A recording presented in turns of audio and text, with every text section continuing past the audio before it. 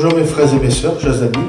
C'est toujours un réel plaisir de vous retrouver pour ce dimanche, ce culte d'adoration de louange. J'espère que vous allez bien chez vous. Nous allons prier pour que Dieu vous bénisse déjà depuis vendredi. Nous continuons à prier pour que l'Église soit en bénédiction, soit à la bénédiction de Dieu. Et ce matin, vraiment, c'est une joie de partager avec vous encore ce moment de la parole, sous son regard. Bien sûr, nous sommes venus pour louer, adorer, apporter notre culte vers notre Seigneur et notre Dieu. Donc, comme je l'ai dit vendredi dernier, donc nous ne sommes pas en mesure d'ouvrir encore les portes de l'Église, mais je vous rappelle que nous travaillons pour que prochainement, nous puissions nous retrouver physiquement, peut-être pas en totalité, mais en partie. Donc, je ne dirais pas peut-être dans le mois, en tout cas, nous y pensons. Donc, pour Bourges, peut-être voir plusieurs cultes, mais aussi pour Saint-Amand, j'ai aussi des projets. Je suis en pleine réflexion pour faire quand même 2 cultes, voire dans le mois, et aussi Vierzon. Donc, ne vous découragez pas. Avec la prière, nous voulons agir, tout ça pour que nous nous retrouvions dans l'église, dans le bâtiment de l'église, afin de communier avec le Seigneur, mais d'être ensemble dans sa présence. Alors ce matin, nous nous réjouissons, de la même manière, nous nous réjouissons d'être avec vous par le moyen de la vidéo. Donc c'est la technologie, mais nous ne pouvons faire que cela, mais c'est déjà bien. C'est vraiment une grâce du Seigneur, un privilège, parce que toutes les églises n'ont pas ce moyen, mais Bourges, Dieu a mis en place ce moyen pour que nous puissions communiquer avec vous. Nous allons parler ce matin, bien sûr, ouvrir la parole de Dieu. Donc le titre que j'ai donné, c'est « À toi de jouer ». À l'église locale de jouer, à toi mon frère, ma soeur de jouer, de commencer la partie, puisque donc nous sommes appelés à vivre dans l'environnement que Dieu permet. Je reviens toujours avec l'image du peuple d'Israël, puisque ça nous sert d'exemple. Le peuple d'Israël, après avoir passé 40 ans dans le désert, sous la conduite de Moïse, est enfin en vue du pays de la promesse. Ils avaient connu la faim, la soif, la chaleur, la fatigue, la solitude, le découragement, mais Moïse avait été là pour intercéder en leur faveur auprès de Dieu. Moïse avait été en quelque sorte un médiateur entre Dieu et eux. Moïse avait été là pour les enseigner, Moïse avait été là pour les diriger, Moïse avait été là pour les aider. Donc, il faut dire que cette génération n'avait connu que Moïse. Le peuple s'était habitué à Moïse. Et on pourrait dire que Moïse représentait en quelque sorte leur avenir, leur projet, leur assurance, leur sécurité et aussi leur zone de confort. Sous la conduite de Moïse, ils avançaient, allaient de l'avant, une marche normale, le train-train quotidien, la machine était bien huilée. Moïse et le peuple et Moïse étaient tombés sans être négatifs dans une espèce de routine dans l'exercice du culte avec Dieu, une certaine routine dans la marche vers le plan de Dieu, vers la volonté de Dieu, vers le royaume de Dieu, vers Canaan, une espèce de routine. Et c'est vrai que Moïse, la Bible dit que Moïse avait été un homme de Dieu extraordinaire. Si je lis dans le livre du Deutéronome, chapitre 34, verset 10, voilà ce que Dieu dit pour Moïse. Il n'a plus paru en Israël de prophète semblable à Moïse, que l'Éternel connaissait face à face. Nul ne peut lui être comparé pour tous les signes et les miracles que Dieu l'envoya faire au pays d'Égypte, contre Pharaon, contre ses serviteurs et contre tout son pays, et pour tous les prodiges de terreur que Moïse accomplit à main forte sous les yeux de tout Israël. C'est formidable. Et c'est à ce moment précis que la nouvelle tombe et se répand comme une traînée de poudre dans tout le camp. Moïse est mort. Moïse, le serviteur de Dieu, est mort. Moïse, l'indispensable à leur vie, est mort. Deutéronome 34,5, il est dit, Moïse, serviteur de l'Éternel, mourut là, dans le pays de Moab. En quelques secondes, tout s'écroulait. Les perspectives de l'avenir, les projets s'envolaient. C'était un peu comme si tout finissait avec la mort de Moïse. J'entends cependant quelques-uns du peuple dire « c'est impossible, c'est impensable, Moïse est certainement encore sur la montagne. Et ce ne serait pas la première fois qu'il nous fait le coup. » Exode chapitre 32, verset 1er. Le peuple, voyant que Moïse tardait à descendre de la montagne, s'assembla autour d'Aaron et lui dit « Allons, fais-nous un Dieu qui marche devant nous, car ce Moïse, cet homme qui nous a fait sortir du pays d'Égypte, nous savons ce qu'il est devenu. Amen. » Ben oui, Moïse était resté 40 nuits et 40 jours sur cette montagne pour recevoir de Dieu les tables de la loi. Ah donc, ils se sont impatientés, ils se sont dit, ben, peut-être que Moïse n'est pas mort, mais qu'il est encore sur la montagne. Ou alors quelques-uns de dire, mais peut-être que Moïse s'est perdu. Après tout, alors on met en place un plan pour retrouver l'indispensable, Moïse.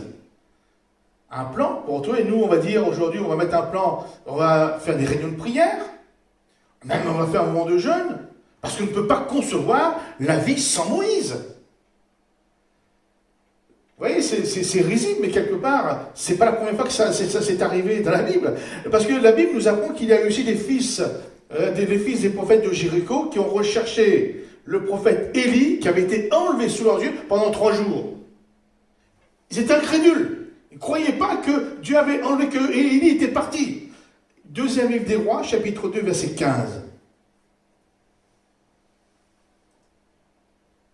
Les fils des prophètes qui étaient à Jéricho vis-à-vis, l'ayant vu, dirent « L'esprit d'Élie repose sur Élisée. » Et ils allèrent à sa rencontre et se prosternèrent contre terre devant lui et lui dirent « Voici, il y a parmi tes serviteurs 50 hommes vaillants. Veux-tu qu'ils aillent chercher ton maître? Peut-être que l'esprit de l'Éternel l'a emporté et l'a jeté sur quelques montagnes ou dans quelques vallées. » Il répondit « Ne les envoyez pas. » Mais ils le pressèrent longtemps et il dit « Envoyez-les. » Ils envoyèrent les 50 hommes qui cherchèrent Élie pendant 3 jours et ne le trouvèrent point. Amen. Revenons à Moïse. La nouvelle de sa mort est confirmée par Dieu. Josué chapitre 1er, verset 1er. Parce que peut-être, il s'était étonné, il ne croyait pas cela, mais Dieu va confirmer sa mort. Après la mort de Moïse, serviteur de l'Éternel, l'Éternel dit à Josué, comme s'il y avait encore de l'incrédulité. À Josué, fils de Nun, serviteur de Moïse. Moïse, mon serviteur, est mort. Dieu le confirme. Moïse, mon serviteur, est mort. Moïse, l'indispensable, celui qui était leur tout, était mort et enterré. Et quel service d'innovation! C'est Dieu lui-même qui a fait le service. Ça doit être formidable. Mon frère, ma sœur, que fais-tu quand ton Moïse meurt? Quand ton attente est déçue, quand ce qui te paraissait nécessaire, indispensable à ton bonheur, t'est enlevé, et que le changement s'impose à toi. Comment a réagi Josué et le peuple d'Israël devant un tel bouleversement, la mort de leur tout, Moïse? Deutéronome chapitre 34, verset 8. Je dis que les enfants d'Israël pleurèrent Moïse pendant 30 jours dans les plaines de Moab. C'est-à-dire que tout s'est figé, tout s'est arrêté pendant plus d'1 mois, avec certainement un fonctionnement du camp au minimum, accompagné de souffrance, d'inquiétude, d'angoisse du lendemain et de l'avenir. Et le danger de cette crise pour le peuple d'Israël, comme pour nous chrétiens, serait de s'installer dans le deuil. Serait de s'installer dans la culture du souvenir, serait de s'installer dans l'idolâtrie du passé. Et de se mettre en tête, c'était tellement mieux avant, du temps d'avant. Ou alors c'est de regretter Moïse et d'attendre un nouveau Moïse. Ou encore, c'est de ne plus avancer, de se figer, de ne plus rien faire et d'attendre que les choses du passé reviennent. Il faut reconnaître que la crise que le pays, que le monde traverse a tout bouleversé, a tout bousculé, a changé, nous chrétiens, nos habitudes. notre vie d'église, notre vie spirituelle, notre manière de voir les choses, notre communion fraternelle. Quand notre Moïse personnel meurt, quand notre attente est déçue, quand tout ce qui nous paraissait nécessaire, indispensable à notre bonheur nous est enlevé, quand le changement, je parle bien de changement, s'impose à nous. Excusez-moi, mais nous réagissons un peu comme le peuple d'Israël en son temps et à Josué. Quelquefois, tout s'arrête, tout se fige dans le passé, dans le souvenir du passé, et le minimum vital, notre vie spirituelle, notre marche avec le Seigneur, s'installe. Il y a aussi l'exemple d'Abraham. Vous voyez, c'est humain toutes ces choses-là. L'exemple d'Abraham. Abraham et son neveu Lot voyageaient ensemble, vous le savez. Abraham était habitué à vivre avec son neveu Lot, à marcher avec lui, à partager avec lui, à avoir une communion fraternelle avec lui, à servir Dieu ensemble, à faire équipe ensemble. Et puis un jour, un grain de sable qui fait gripper la machine est arrivé, s'est manifesté, les circonstances ont changé, Lot part pour Sodome et se sépare de Lot. Ce changement dans la vie d'Abraham va l'affecter au point qu'il va s'arrêter. Il va arrêter sa marche, il va habiter et se fixer dans le pays. Genèse, chapitre 13, verset 12. Abraham habita dans le pays. Amen. Donc avant cette difficulté, Abraham était en marche. Il avançait. Alors là, il s'arrête, il habite dans le pays. Attendait-il un éventuel retour de son neveu Lot? Peut-être. Attendait-il que tout revienne comme par le passé? Peut-être. En tout cas, Dieu a dû intervenir pour qu'il reprenne sa marche et qu'il s'adapte à sa nouvelle situation, aux nouvelles circonstances. Genèse, chapitre 3, verset 17. Lève-toi, parcours le pays dans sa longueur et dans sa largeur, car je te le donnerai. J'ajoute, ce n'est pas le moment pour toi, Abraham, de tout laisser tomber, le but est si proche. Revenons à Josué et le peuple d'Israël. Dieu va intervenir pour les sortir du traumatisme des conséquences de la mort de Moïse, afin qu'ils reprennent leur marche vers Canaan si proche. Moïse était certainement, certes mort, mais Dieu, lui, demeurait et demeure vivant. La preuve, c'est que Dieu avait préparé un avenir, un après-Moïse, une suite des projets pour son peuple qui allait continuer. Josué, chapitre 1er, verset 1er. Après la mort de Moïse, serviteur de l'Éternel, l'Éternel dit à Josué, fils de Nun, serviteur de Moïse, « Moïse, mon serviteur, est mort. Maintenant, lève-toi, passe ce Jourdain, toi et tout ce peuple, pour entrer dans le pays que je donne aux enfants d'Israël. Tout lieu que foulera la plante de votre pied, je vous le donne. Comme je l'ai dit à Moïse, vous aurez pour territoire depuis le désert et le Liban, jusqu'au grand fleuve, le fleuve de l'Euphrate, tout le pays des Essiens et jusqu'à la grande mer, le soleil couchant. Nul ne tiendra devant toi tant que tu vivras. Je serai avec toi comme j'ai été avec Moïse. Je ne te délaisserai point, je ne t'abandonnerai point. Amen. Il y a quelque chose qui me surprend, et qui a dû surprendre aussi le peuple d'Israël. Au verset 1er, il dit, après la mort de Moïse, serviteur de l'Éternel, l'Éternel dit à Josué, Dieu parle à Josué. Le peuple croyait que Dieu ne pouvait parler qu'à Moïse, ou que par Moïse. Et ici, Dieu parle à Josué. Nous pensions, nous aussi, qu'il y a quelques mois, que Dieu agissait et se manifestait que sous la forme de la vie d'église que nous connaissions, avant sa fermeture. Les diverses réunions, les diverses activités, les écoles du dimanche. Mais Dieu parle et se manifeste tantôt d'une manière et tantôt d'une autre. Vous savez, Dieu a même parlé à Balaam au travers d'une ânesse. Josué n'était certes pas de la même envergure que Moïse, mais c'est Dieu qui l'avait choisi, et Dieu lui parle aussi clairement qu'au travers de Moïse. Donc Dieu parle à Josué comme il avait fait pour Moïse, et lui dit, Moïse est mort, lève-toi. Moïse est mort, c'est à toi de jouer maintenant. Mon frère, ma sœur, il est temps maintenant pour nous de se lever, de nous lever, assez d'attendre que le passé, que le temps d'avant, la crise, revienne. Il faut que notre service, notre vie d'église, notre manière d'offrir notre culte à Dieu s'adapte à notre environnement, s'adapte aux circonstances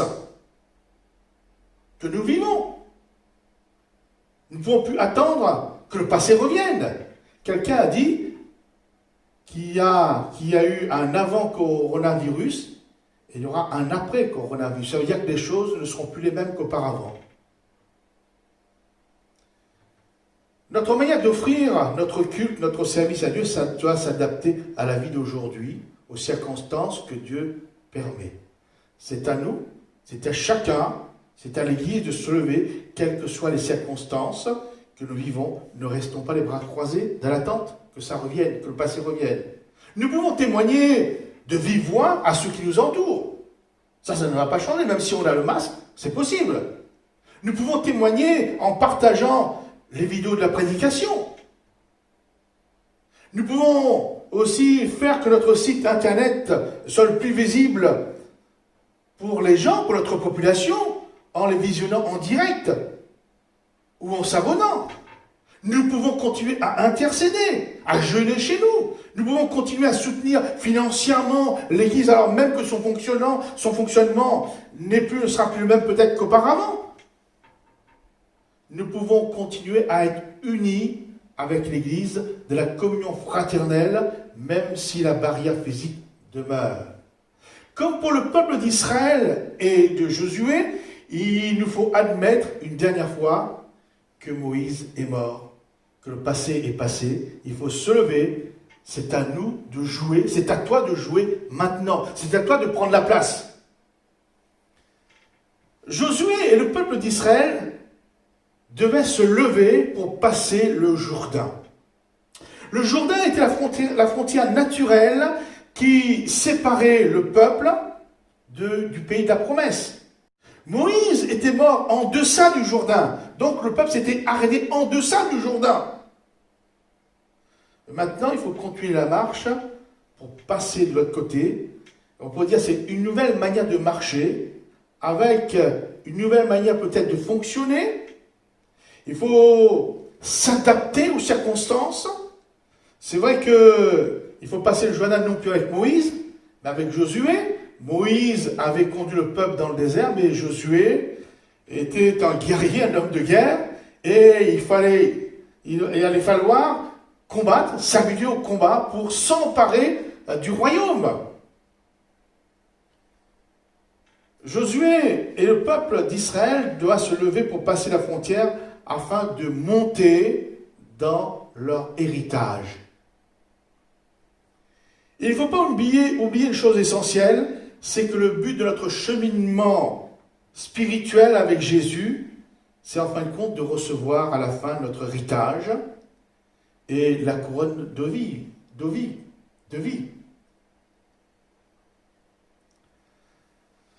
C'est de recevoir notre héritage avec ou sans Moïse, quelles que soient les circonstances que nous aurons à passer, il faudra s'adapter afin d'entrer dans notre héritage céleste. C'est ce que Dieu, en quelque sorte, a dû rappeler à Josué et à son peuple qui s'était figé, qui était bloqué sur la mort de Moïse, et nous rappelle aussi ce matin, nous qui vivons cette situation nouvelle, qu'il nous faut aller, continuer. Dieu nous dit, comme un encouragement, dans le livre du prophète Ésaïe, chapitre 43, verset 18, « Ne pensez plus aux événements passés et ne considérez plus ce qui est ancien. Voici, je vais faire une chose nouvelle sur le point d'arriver. ne la connaîtrez-vous pas? Là, ce que dit Dieu, je mettrai un chemin dans le désert. C'est vrai que nous traversons la vie de l'Église, traverse un désert, puisque nous ne pouvons pas nous rassembler. C'est peut-être le désert à ce moment-là. Mais Dieu dit, je mettrai un chemin dans le désert. Et nous ne savons pas jusqu'à quand ça va durer. Cette histoire de confinement, parce que dans nos églises, même si je veux ouvrir l'église, mais exemple, dans l'église de Bourges, on ne peut pas prendre plus de 40 personnes. Sur 200, ça fait beaucoup de culte à faire, si on voulait, à la suite. Donc, il va falloir trouver quelque chose. Donc, mais Dieu dit, je mettrai un chemin dans le désert et des fleuves dans la solitude. Nous ne manquerons pas d'être désaltérés, d'être rafraîchis. Amen. Donc, je continue. Les bêtes des champs me glorifieront, les chacals et les autruches, parce que j'aurai mis des eaux dans le désert, des fleuves dans la solitude, pour abreuver mon peuple, mon élu. Amen. C'est encourageant. Dis Seigneur, mais merci, parce que eh bien, le chemin, c'est toi qui vas nous le montrer, qui vas nous le donner dans nos déserts, dans les circonstances que nous vivons. Et puis, nous ne manquerons pas d'être rafraîchis, d'être inondés, d'être abreuvés par ton esprit, par ta présence, par ta parole. Vous savez, même l'Église primitive a connu ce changement, un changement des circonstances nouvelles, dès pratiquement sa naissance. L'Église primitive est née le jour de la Pentecôte, où il y a eu les fusions du Saint-Esprit, et juste après la première prédication de Pierre, avec 3000 conversions. Et si nous regardons dans les livres des Actes, l'Église commençait à s'établir, à entrer dans un certain fonctionnement, dans la grande église de Jérusalem où tous les apôtres y étaient. Et puis vient la persécution. Surtout avec Saul de Tarse. Un bouleversement terrible. Les circonstances vont changer pour la jeune église. Mais loin de se décourager, les disciples vont continuer, ils vont aller de l'avant, en usant du positif de la nouvelle situation qu'ils subissaient. Ils vont prendre les choses positives. Acte 8, verset 4. Ceux qui avaient été dispersés allaient de lieu en lieu, annonçant la bonne nouvelle de la parole. Amen. Il s'était dit, puisqu'on ne peut plus se rassembler dans l'église locale, puisqu'on ne peut plus se rassembler dans les maisons, puisque nous ne sommes plus en sécurité chez nous, eh bien, allons ailleurs. Allons témoigner ailleurs. C'est vrai que par le Saint-Esprit qui était en eux, qui était sur eux, l'Église et les chrétiens, ils ont pu se lever pour s'adapter à la situation, aux circonstances que Dieu permettait. Chaque chrétien s'est levé pour servir le Seigneur d'une manière différente qu'il connaissait auparavant. Sans église, puisque voilà, ils allaient dans la nature, il n'y avait pas d'église. En attendant que Dieu en ouvre d'autres. Et ils se sont adaptés à la nouvelle situation parce que le Saint-Esprit les avait remplis et les conduisait. Conséquence, quelque temps juste après, une nouvelle église à Samarie. Le baptême du Saint-Esprit avec les chrétiens de Samarie. Une église à Antioche qui va venir le centre missionnaire, premier centre missionnaire. Mes frères et mes sœurs, c'est réjouissant. Les circonstances, même négatives, quelquefois, nous amènent à vivre des choses encore plus grandes. Plus que jamais. Alors donc, pour le peuple d'Israël et Josué, Dieu a dû intervenir pour leur dire. Pour Abraham, Dieu a dû intervenir pour leur dire. Ici, c'est le Saint-Esprit qui va les conduire, qui va les diriger pour qu'ils aillent de l'avant malgré les circonstances, en usant le positif des circonstances pour aller de l'avant. Plus que jamais, mes frères et mes sœurs, le Saint-Esprit, le baptême de puissance, n'est pas une option. Que ce baptême de puissance soit l'objet de notre recherche, l'objet de notre aspiration pour affronter pour affronter les turbulences que nous aurons à subir et que nous aurons de plus en plus à subir. Demandons au Seigneur, tenons-nous dans sa présence, aspirons, Seigneur, nous ne pouvons plus vivre, nous ne pouvons pas vivre, nous permet de vivre sans ton esprit. L'esprit de consolation, de force. Pensons aussi à Jésus, au Seigneur Jésus, qui a continué sa marche à travers les circonstances diverses et variées, favorables comme défavorables, vers la croix pour nous sauver de nos péchés. Jésus est le modèle parfait et nous pouvons trouver en lui, en sa victoire, une aide et un secours. Soyons prêts à servir le Seigneur autrement en utilisant les choses positives des circonstances défavorables à nos yeux. Soyons prêts à marcher avec le Seigneur, je veux dire, même si l'église locale n'est plus autant accessible. Le but est proche et Dieu nous encourage ce matin. Nul n'est trop petit, nul n'est trop grand, ni n'est pas assez fort. Chacun est invité à être encouragé par la parole de Dieu ce matin. Mes frères et mes sœurs, comme je disais, nous travaillons, nous prions, nous recherchons par tous les moyens à aller de l'avant, à que l'Église à nouveau se rassemble, à nouveau que l'Église soit le flambeau de notre ville, de notre département. Donc priez pour nous, priez avec nous, et que le Seigneur nous aide à être des vigilants, mais de ceux qui, Seigneur, le passé, Moïse est mort, c'est bien, maintenant nous avons Josué, nous avons le but à atteindre, alors que le Seigneur vous bénisse, que le Seigneur vous aide, que le Seigneur vous enrichisse. Bénissons-le, parce que voyez-vous, le Seigneur ne nous laisse pas sans son exhortation, sans encouragement. Et il l'a dit, des fleuves dans le désert, un chemin dans le désert. Nous croyons qu'il va le faire, nous croyons qu'il l'a déjà fait. C'est à nous de découvrir, de discerner sa pensée. Amen. Seigneur, quelle joie, quel bonheur à nouveau de pouvoir être dans ta communion. C'est vrai, le Saint-Esprit ne connaît pas de barrière. Ta présence, ta grandeur ne connaît pas de barrière. Et nous sommes heureux de ce que tu es venu habiter en nous. Seigneur, c'est vrai, quelquefois nous nous décourageons, vu les circonstances, quand nous ne pouvons pas nous réunir, nous rassembler. C'est lorsqu'il y a de l'opposition. Mais nous voulons nous réjouir parce qu'il y aura toujours un chemin dans le désert, il y aura toujours un fleuve dans ce désert. Seigneur, parce que, Seigneur, l'Église, c'est l'Église de Jésus-Christ. Jésus-Christ en est la tête, nous sommes le corps, tout simplement. Et tu as dit que tu prenais soin de l'Église. Alors merci pour ta parole, merci pour l'encouragement. Bénis mon frère, ma soeur, là où il est, dans sa maison, avec sa famille, isolée. Nous savons, Seigneur, et nous croyons que dans les jours, dans les semaines, Seigneur, à venir, tu vas nous donner la direction.